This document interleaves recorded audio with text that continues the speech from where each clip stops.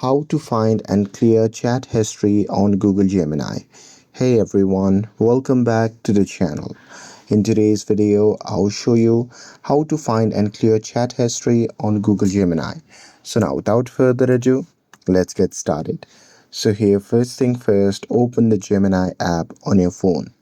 And now here, once you're inside the app, just tap on the two dash icon shown in the top left corner of the screen.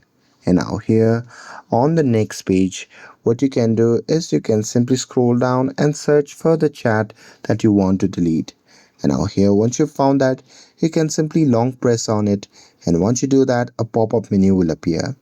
In that menu, you can just tap on delete and confirm it by tapping on confirm to delete that particular chat from Google Gemini. And that's it.